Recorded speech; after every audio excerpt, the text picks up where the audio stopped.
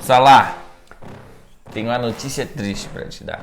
Teus vídeos estão ficando muito difíceis. Foi o que a nossa audiência falou. Por causa disso, por causa daquele teu vídeo do Ansible, nós vamos fazer um outro vídeo do Ansible que vai startar um novo quadro aqui na Cofops, que é o Resenha Cofops. Resenha com Fox. Ô, louco, bicho. Em que consiste a resenha com Fox? Cara, consiste em a gente conseguir explicar de maneira mais clara e objetiva e simples e rápida para os nossos telespectadores. E tu sabe como é que a gente vai fazer isso, lá? Como? A partir de agora, vai desenhar, porque eu quero entender o que tu fala. Eu quero uma. Certo? Tem quadro. Ô, louco, bicho. Tem papel, tem apagador. E seja bem-vindo ao Resenha com Fox, hoje, Ansible, depois da vinheta. A gente vai usar a mesma vinheta? Vai ter que ser, não tem outro? Vamos lá.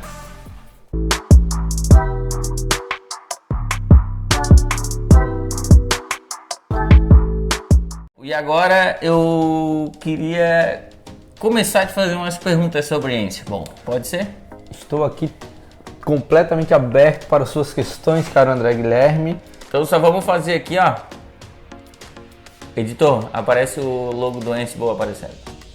Ansible. Quem vai editar? Tu. Então bora. Sei lá, o Ansible, Ansible, a gente quer utilizá-lo na empresa. Vamos supor, vamos desenhar?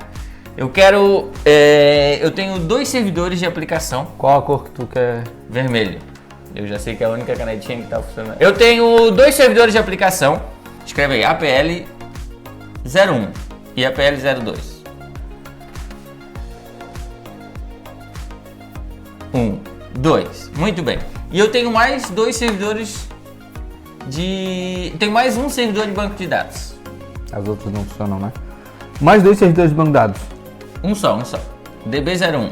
Não vamos criar muito caso. Beleza?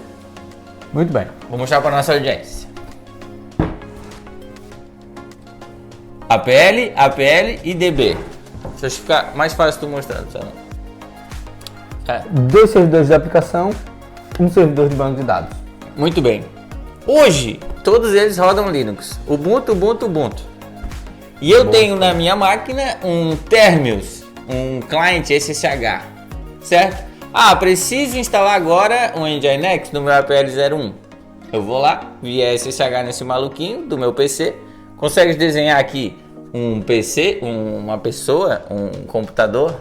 Como que eu vou desenhar uma pessoa assim? Vamos lá, temos aqui um PC. Isso. Faz um bonequinho, palito. Isso. Que aqui é um usuário. Isso. Muito bem. Então agora eu tenho meus servidores de banco e tenho aqui também a minha pessoa.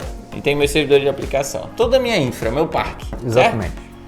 Hoje, no meu cenário atual, eu vou vir aqui, vou conectar via SSH nesse APL e vou digitar apt espaço install espaço Nginx. Perfeito. Mesma coisa eu vou fazer no 2. Como é que eu estabeleço essa conexão? Eu vou passar o IP desse servidor ou o hostname, vou colocar um usuário e senha ou uma chave privada, whatever, mas eu vou colocar e vou fazer a mesma coisa nesse. E depois eu vou vir aqui e vou dar um apt install Postgres, certo? Beleza? Isso tudo manualmente, conectando via SSH. Vão ter 3 abas no meu terminal. Perfeito. Cada uma num servidor. Agora me diz, por que eu colocaria Ansible nesse cenário? Onde ele entra aqui? Perfeito. Começando com a parte teórica, mas sendo super sucinto. O principal motivo para você utilizar Ansible nesse cenário seria a padronização, certo? A facilidade não seria tanto por quê? Porque você tem poucos servidores nesse cenário, certo? Tranquilamente daria para fazer via SSH, conexão da sua máquina e não perderia muito tempo. Porém, você ali quando vai fazer alguma configuração, poderia fazer algum tipo de configuração errada, colocar coisas diferentes em cada servidor. Então, um primeiro ponto para uso do Ansible é para que você possa utilizar exatamente a mesma configuração em todos os seus servidores. independente se são 2, 3, 4, 5 ou 1000. Entendi. Então o Ansible aqui, se eu colocar ele, eu não preciso mais dar um SSH em nenhuma máquina, eu vou automatizar isso aí. Vou conseguir abstrair essa conexão via SSH. Exatamente. A conexão SSH vai continuar existindo, depois a gente toca nesse assunto, se você quiser. Quererei. Porém, você não precisa manualmente entrar via SSH nos seus servidores para fazer as configurações. Então tá, nesse cenário aqui, meus 3 servidores rodando Ubuntu e o meu maluquinho aqui, vamos supor que ele tá com um workstation da Fedora aqui. Perfeito. Usando Fedorinha. Aonde que eu instalo Ansible? Aonde você instala o Ansible? O Ansible estará instalado neste rapazinho aqui, ó. Somente. Na cabeça dele? No corpo inteiro. Entendi. Tu tá falando que a gente vai instalar no notebook? Exatamente. Porque o que acontece? O Ansible, ele não tem agente. Você não precisa instalar um agente dentro dos seus hosts. Como a gente já comentou aqui, sucintamente, ele funciona via conexão SSH. Ou seja, com o Ansible instalado nesse notebook, poderia ser em qualquer outro local, você consegue dar os comandos diretamente para os servidores via SSH, porém não será manualmente via comando SSH, vai ser através do próprio Ansible. E é muito complicado eu instalar esse Ansible? Dificílimo. Aí é complicado. Mentira, super fácil. Primeiro que o Ansible não é um serviço, então isso tem que ficar claro. O uso padrão dele, você não instala um serviço. Ele é simplesmente um utilitário, uma ferramenta que você instala via apt, se está usando alguma coisa derivada do Ubuntu, e um DNF, no caso do Fedora. Então ele não vai ficar rodando como serviço, ele vai ser um comando de linha de comando, onde você vai executar suas tarefas ali, que mais pra frente a gente dá uma detalhada.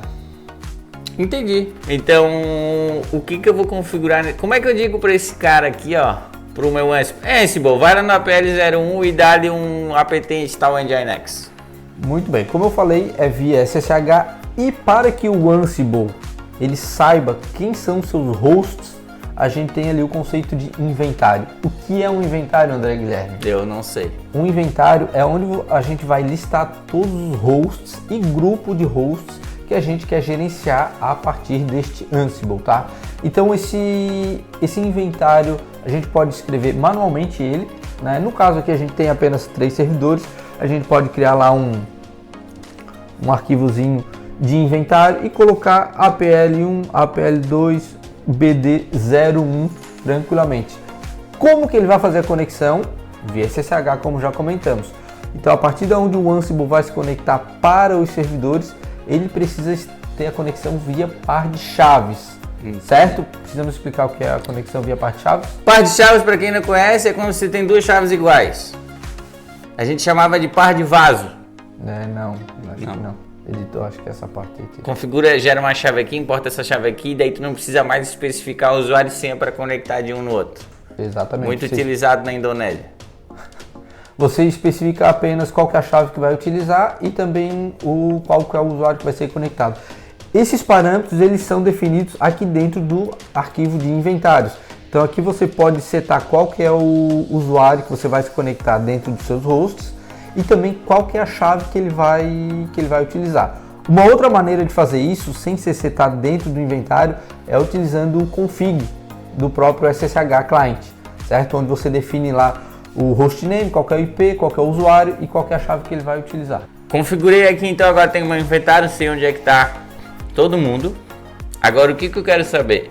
Como que eu vou instalar o Nginx aqui, a partir daqui, sem eu abrir um SSH usuário @IP daqui? Para a instalação de pacotes, por exemplo, pacotes que estão dentro do apt ou do yum ou DNF, enfim, qualquer que seja, existem módulos específicos para o Ansible que fazem isso. Ou seja, dentro do Ansible eu digo, olha só, o pacote Nginx ele precisa estar instalado nesse host que eu estou aplicando esse playbook.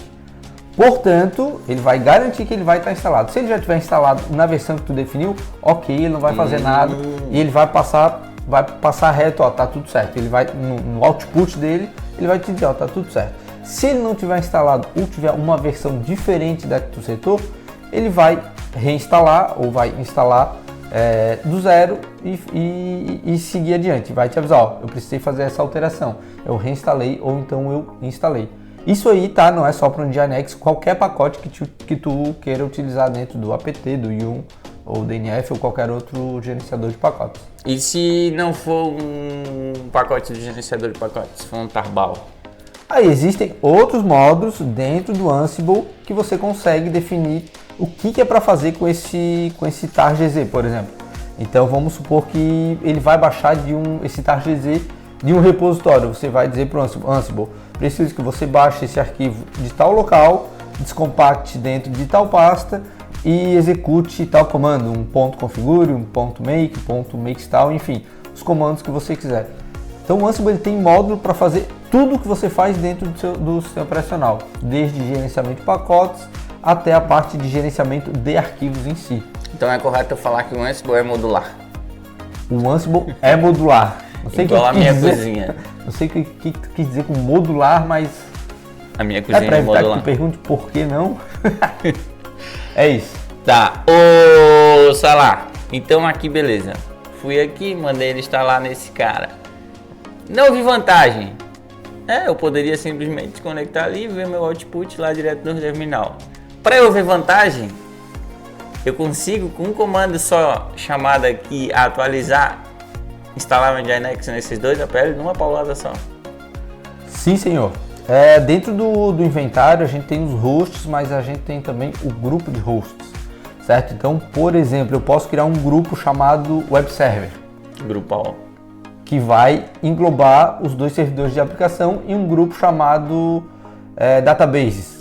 Que nesse caso a gente só tem um, não faria muito sentido, mas posteriormente, se você inserir mais 2 ou 3 bancos de dados, coloca dentro desse grupo, aí você pode executar o mesmo comando, o mesmo playbook, as mesmas instruções para um grupo, ou seja, ele vai sair picando para todos os hosts daquele grupo. Putz, que legal, então eu consigo separar lá em grupos, inclusive nesse aqui que é o grupo de um só, tipo o Sandy Júnior, uma pessoa só, e aqui uma dupla, né, tipo Zé Neto e Cristiano, que são 3, Zé Neto. Tá. Zé Neto e Cristiano são 4. Muito bem. Aqui são tudo Ubuntão. Ubuntão. E se eu tiver um Windows aqui no meio? Dá pra fazer? Primeiro por quê, né? Eu acho que essa é a primeira pergunta. Tem lá um negócio em .NET, em sei lá, cara, o IIS. Ele vai ser linchado se botar um Windows no meio desses... Não, mas é um legado, é um legado. Enfim. É possível. A gente consegue, através do WinRM, Windows Remote Manager, utilizar o Ansible com o Windows também para gerenciar softwares instalados e outras coisas. Particularmente nunca utilizei, mas é possível. Nem vou. Nem não vou dá fazer, para né? ver, mas eu tô de boca aberta aqui atrás. Pasmo que dá pra rodar no Windows. Oh.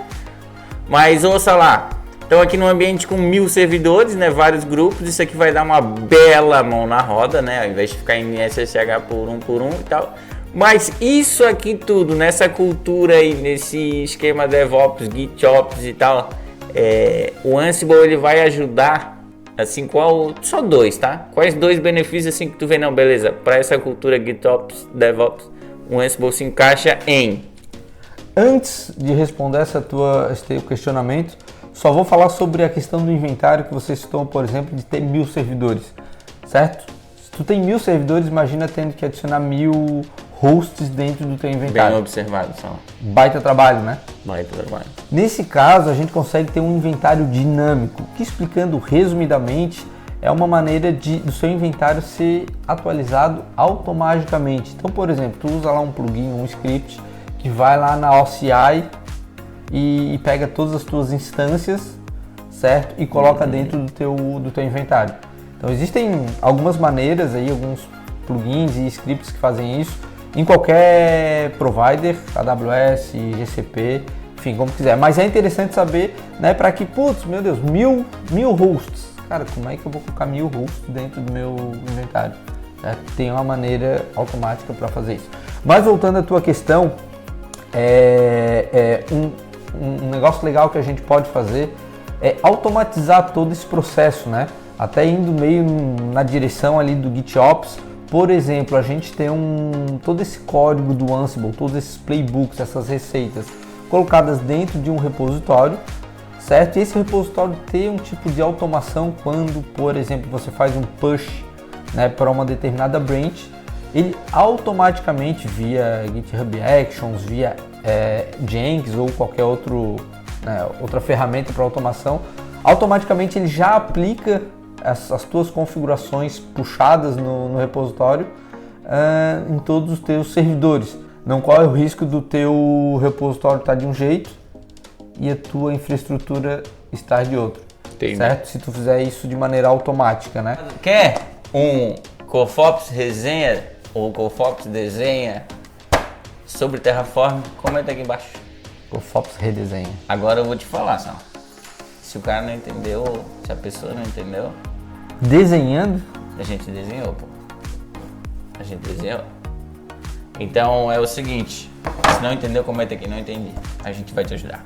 E eu acho que a Cofops tem que pagar um curso de desenho pra mim. Eu acho que sim. Acho que sim. Acho que vai ser o Salada 20. Adeus.